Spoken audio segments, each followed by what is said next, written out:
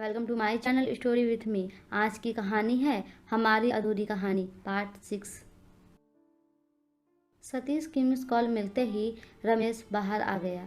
उसके बाद दोनों दोस्त टहलते हुए उसी जगह गए जहां शाम को मिले थे। इस समय मंदिर बंद था। दोनों उसी चौतरे पर जाकर बैठ गए। चांद की हल्की रोशनी में एक दूसरे का चेहरा स्पष्ट दिखाई दे रहा था। रमेश ने कहा, अब बताओ किस सौदे की बात कर रहे थे तुम? तुम्हें पता है ना कि रघुनाथ सिंह उमदपुर गांव का प्रधान है। गांव में उसकी हनक है, ऐसे में उसके दुश्मन भी है। हालांकि खुलकर उसके खिलाफ कोई नहीं बोलता है, लेकिन दबे छुपे बातें निकल ही आती है। तो तुम्हें उसके किस दुश्मन ने उसके बारे में बताया? रतिकांत गुप्ता ठेकेदारी करता है, उसके आम के बाग भी है, अच्छी खासी कमाई है उसकी। पिछली बार प्रधान के चुनाव में वह भी खड़ा हुआ था, पर रघुनाथ सिंह से हार गया। मन उससे जलता है। तो उसने तुम्हें सौदे वाली बात बताई, पर अब यह बताओ कि क्या सौदा था जिसकी भेंट वंदना को चढ़ना पड़ा? वंदना के पिता और भाई ने एक व्यापार शुरू किया था। हाँ पता है। उसके लिए पैसे रघुनाथ ने दिए थे। रघुनाथ ने क्यों दिए थे? अंदर की बात तो नहीं पता, लेकिन वह किसी ठाकुर समाज का भी मुखिया है। वंदना के पिता का उस समाज में आना जाना था, वहीं रघुनाथ सिंह से जान पहचान हुई। हो सकता है मित्रता के कारण दिया हो। व्यापार चला नहीं, वंदना के पिता पैसे लौटा नहीं सके, इसलिए रघुनाथ सिंह ने दबाव बनाया कि उसकी शादी वंदना से करा दी जाए। वंदना अपने पिता के कर्ज की भेंट चढ़ गई, पर उसने अपने साथ ऐसा होने क्यों दिया? क्या सिर्फ इतनी सी बात के लिए उसने अपने प्यार का गला घोट दिया? यह बात रमेश को कष्ट दे रही थी। उसने अपने मन की बात सतीश को बताई। सतीश ने कहा, जो बात सामने आई वो तो यही है। हो सकता है कि कोई और बात भी हो, या तो उसके घर वालों को ही पता होगा। जरूर कुछ और भी बात होगी। वंदना मुझसे शादी करने के लिए अपने घर वालों से लड़ी थी, पर फिर अचानक बदल गई। यह बात तब भी मेरे गले नहीं उतरी थी। प्रयास किया था, लेकिन तब कुछ पता नहीं चला। उस समय मेरी मानसिक स्थिति भी ठीक नहीं थी, लेकिन अब पक्का है कि उस पर घरवालों द्वारा किसी और तरह से अपनी कुर्बानी देने का दबाव बनाया गया होगा। तुम ठीक कह रहे हो, मुझे भी यही लगता है। इसमें कोई गहरी बात है, पर तुम क्या करोगे? रमेश उठकर खड़ा हो गया। उसने कहा, बात की गहराई में उतर कर सच पता करूंगा। वंदना को खोज कर लाऊंगा। सतीश उसके चेहरे को तो नहीं देख पा रहा था, लेकिन उसकी आवाज में जो दृढ़ता थी वह उसके पक्के इरादे को दर्शा रही थी। रमेश लौट कर घर आया तो उसे नींद नहीं आ रही थी। वंदना उसके दिमाग पर छाई हुई थी। वह अपने और वंदना के बारे में सोचने लगा। वंदना और रमेश का प्यार धीरे धीरे चढ़ने लगा था। कच्ची उम्र में पक्का हो गया। दोनों ही एक दूसरे के साथ जीवन बिताना चाहते थे। हालांकि उन्हें पता था कि उनकी राह आसान नहीं होगी। दोनों के परिवार आसानी से इस रिश्ते को नहीं मानेंगे। एक तो दोनों अलग अलग बिरादरी के हैं, उनके परिवार की आर्थिक स्थिति में भी भिन्नता है। वंदना का परिवार आर्थिक रूप से मजबूत था। एक जमाने में वो लोग जमींदार थे। हालांकि उनका वो रुतबा नहीं बचा था।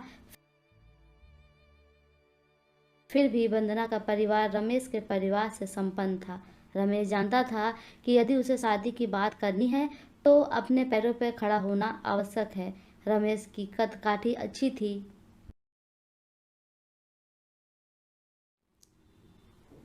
वह देश और समाज के लिए कुछ करना चाहता था। 12वीं के बाद ही उसने बीएसयू ज्वाइन कर ली।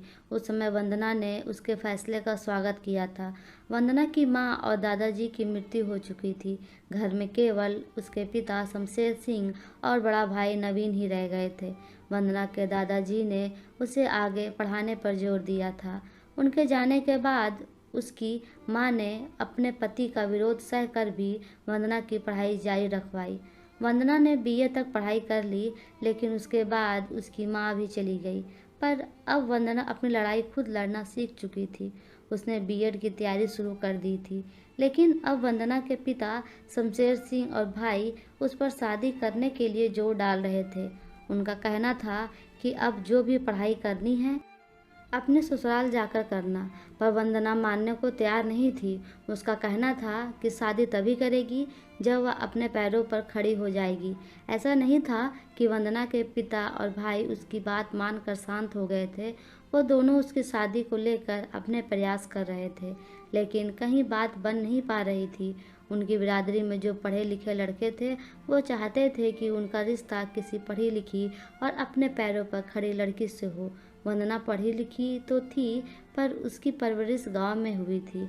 वह कोई नौकरी भी नहीं करती थी। इसके बाद भी कुछ लड़के तैयार हो गए, पर उन्होंने दहेज में एक मोटी रकम की मांग की। वह रकम वंदना के पिता के बस के बाहर थी। अतः वंदना की पढ़ाई जारी रही। उसने बीएड भी कर लिया। रमेश चाहता था कि जब तक वंदना अपनी पढ़ाई कर रही है, तब तक वह भी कुछ पैसे जमा कर ले, जिससे अपनी गृहस्थी बसाने में मदद मिल सके। इसलिए उसने शादी की बात नहीं छेड़ी थी। पर इधर वंदना के पिता शमशेर सिंह ने उसकी शादी के लिए एक जगह बात चलाई थी। ऐसा लग रहा था कि बात फाइनल हो जाएगी। वंदना वहाँ शादी नहीं करना चाहती थी। उसने रमेश से शादी करने का फैसला अपने पिता को बता दिया। उसकी बात सुनते ही शमशेर सिंह आग बबूला हो गया। उन्होंने उसकी शादी रमेश से करवाने से मना कर दिया। उन्होंने यह कहकर आपत्ति जताई, वो लोग अलग बिरादरी के हैं, उन्हें यह रिश्ता मंजूर नहीं है। वंदना ने भी कह दिया कि रमेश से शादी करना उसका अंतिम फैसला है। लेकिन शमशेर सिंह जबरदस्ती पर आमादा हो गए। वंदना ने रमेश को फ़ोन कर दिया। रमेश फ़ौरन छुट्टी लेकर आ गया। उसने भी अपने घर वालों को समझाया। बड़ी कोशिशों के बाद वो लोग मान गए। रमेश और वंदना एक दूसरे से शादी करने वाले हैं, यह बात गांव में फैल गई। शमशेर सिंह, जिसके साथ वंदना की शादी कराना चाहते थे, सब कुछ जानकर उसने रिश्ता तोड़ दिया। हार कर शमशेर सिंह इस बात के लिए राजी हो गए कि वह दोनों की शादी करा देंगे। शादी का समय नज़दीक आ रहा था। बहुत सी तैयारियां हो गई थी। ना जाने क्या हुआ कि वंदना ने रमेश को बुलाकर शादी से इनकार कर दिया। रमेश ने अब तय कर लिया था कि सारी बात पता कर कर ही रहेगा। उसने वंदना के भाई नवीन को घेरने का मन बनाया।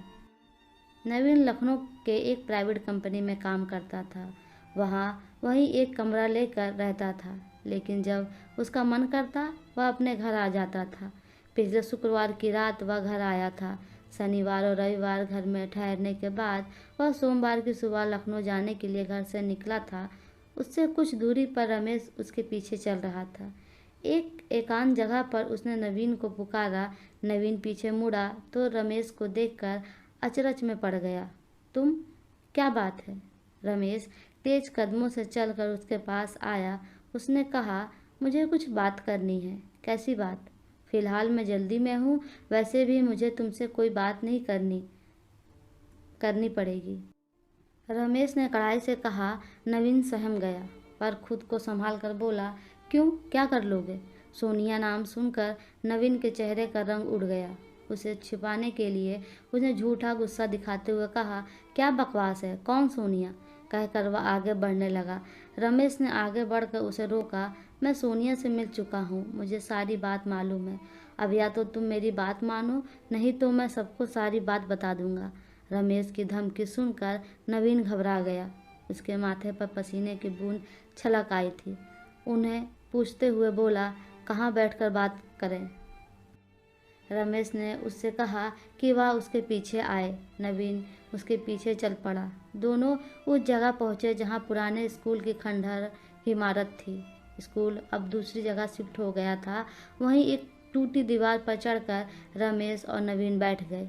नवीन ने सवाल किया, पहले तो ये बताओ कि सोनिया के बारे में कैसे जानते हो? मुझे तुमसे कुछ बात पूछनी है, इसलिए तुम्हारे बारे में पता करना शुरू किया तो सोनिया के बारे में पता चल गया। मैं उससे मिला तो क्या करूं? अगर इतना पता किया तो ये भी मालूम होगा कि वह शादीशुदा है। उससे शादी कैसे कर सकता हूं? गलती सिर्फ मेरी तो नहीं है, वह भी तो सब जानते हुए मेरे पास आई थी। तुम बताओ इसका क्या हल हो सकता है? इसका हल निकालने में मुझे कोई दिलचस्पी नहीं है, ना ही तुम में और सोनिया में। तुम बस मुझे यह बताओ जो मैं जानना चाहता हूँ, वरना मैं तुम्हारे और सोनिया के संबंध के बारे में उसके पति को बता दूंगा। तुम ब्लैकमेल कर रहे हो, जो समझो। पर गीदड़ भभकी नहीं है ये। रमेश ने जिस तरह से अपनी बात कही थी उससे नवीन परेशान हो गया। कुछ क्षणों तक चुप रहा। समझ तो वह भी रहा था कि रमेश वंदना के बारे में ही जानना चाहता होगा। उसने कहा, क्या जानना चाहते हो? समझ तो तुम गए हो, फिर भी बता देता हूँ। मुझे बताओ कि ऐसा क्या हुआ था कि वंदना ने अचानक मुझसे शादी करने से इनकार कर दिया? तुम लोगों ने उसे रघुनाथ से शादी करने के लिए कैसे मजबूर किया? नवीन का चेहरा सफ़ेद पड़ गया था। वह दिखा रहा था कि सच बहुत काला है। रमेश सच जानने के लिए परेशान था। उसके पास वक्त कम था। उसकी छुट्टी के 5 दिन गुजर चुके थे। अभी तक वंदना से संबंधित कुछ भी ठोस पता नहीं चला था। वह इस तरह से उसी जगह खड़ा था जहाँ पहले था। अब वह और अधिक समय बर्बाद नहीं कर सकता था। उसने नवीन से कहा, अब बिना देर किए सब कुछ सही बताओ। नवीन जानता था अब पिन छुड़ाना कठिन है। उसे सारी बात बतानी ही पड़ेगी। उसने अपनी निगाहें रमेश की तरफ से हटा कर कहा, वंदना ने अपनी इच्छा से तुम्हारे साथ शादी करने से मना नहीं किया था, बल्कि पापा ने उसे मजबूर किया था। वंदना की बगावत के कारण सारी बिरादरी के लोग उन पर उंगलियां उठा रहे थे। यह बात उन्हें बहुत चुभती थी, लेकिन वह तो खुद भी राजी हो गए थे। उस वक्त उनके पास कोई और चारा भी नहीं था, लेकिन वह इस बात से खुश नहीं थे।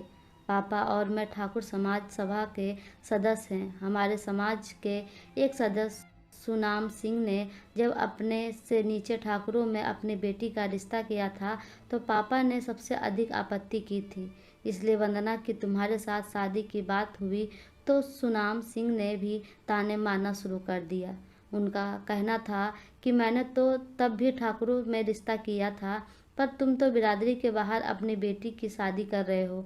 नवीन ने रमेश की तरफ देखा। तुमने और वंदना ने सिर्फ अपने बारे में सोचा, बरसों से चली आ रही परंपराओं के बारे में नहीं। तुम लोग समाज के नियम तोड़कर अव्यवस्था फैलाना चाहते थे। अपनी बात कहकर नवीन के चेहरे पर ऐसे भाव थे जैसे उसने रमेश को गुनहगार साबित कर दिया हो। रमेश ने भी जवाब दिया, हम दोनों तो शादी करके पति पत्नी बनना चाहते थे। तुमने तो किसी और की पत्नी के साथ नाजायज संबंध बनाया। मुझे ज्ञान ना दो, जो पूछा है वो बताओ। नवीन खिसिया गया। उसने आगे कहा, हम आर्थिक रूप से खोखले हो रहे थे, पर पापा अभी भी जिम्मेदारी वाली हनक रखना चाहते थे। इसलिए मैंने उन्हें व्यापार शुरू करने का सुझाव दिया, लेकिन पैसे नहीं थे। रघुनाथ सिंह ठाकुर समाज सभा का मुखिया था। वह पैसों के लेन देन का काम भी करता था। पापा बैंक से लोन लेना नहीं चाहते थे, इसलिए हमने उनसे लोन ले लिया। हमारा व्यापार शुरू हो गया, लेकिन चल नहीं पाया। उसका कर्ज चुकाने के लिए तुम लोगों ने वंदना की शादी उससे करवाने का मन बनाया, पर वंदना मानी कैसे? रघुनाथ सिंह का हमारे घर आना जाना हो गया था।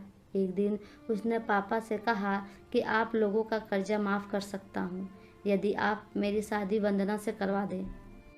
पापा तो पहले ही तुम्हारे साथ वंदना की शादी करने को तैयार नहीं थे। ऊपर से ठाकुर बिरादरी से इतना अच्छा रिश्ता मिलने पर वह राजी हो गए। उन्होंने हाँ कर दी, पर वह जानते थे कि वंदना को मना पाना आसान नहीं होगा। रघुनाथ सिंह ने कहा कि वह राह निकाल लेगा। क्या राह निकाली उसने? रमेश का सवाल सुनकर नवीन इधर उधर देखने लगा। रमेश ने कहा, जब करते हुए शर्म नहीं आई तो अब बताते हुए बगले क्यों झांक रहे हो? पापा ने रघुनाथ सिंह के साथ मिलकर एक प्लान बनाया था।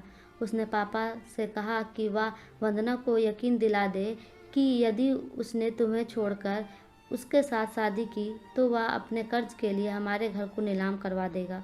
वंदना को इस बात पर यकीन हो गया। वह तैयार हो गई। उसे इस बात का दुख हुआ कि हम लोग मुश्किल में हैं। पापा ने भावनात्मक रूप से उसे अपने तरफ करने की कोशिश भी की, पर वंदना ने कहा कि पापा और मैं परेशान ना हो। शादी के बाद वह और तुम मिलकर हमें हमारी मुश्किलों से निजात दिला दोगे। तो फिर वह मानी कैसे? जब उसने शादी के लिए तैयार होने की जगह दूसरा रास्ता सुझाया तो पापा ने एक और दाव खेला। कैसा दाव?